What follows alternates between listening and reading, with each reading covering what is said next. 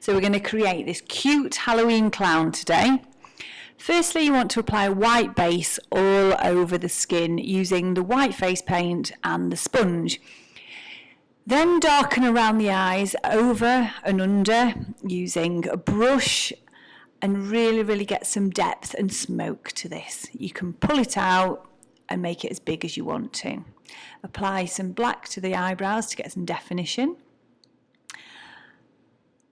And then we're going to add a real wing onto that eye.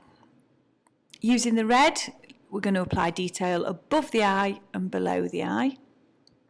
Don't forget the clown's nose, and we're going to fill in those lips with a nice glamorous red. You can use your own lipstick if you want to, but we've used the face paint here, which is perfectly fine.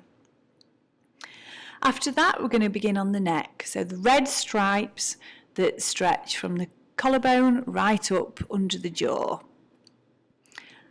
After the red, you're going to fill in between with black. The more you get on, the better it looks. When you've got your stripes, you're going to peel the back off the stencil, apply it to the skin on the red areas and go over with black. Continuing with your black detail around the eyes, around that detail, finishing off around the mouth. There you have your cute Halloween clown.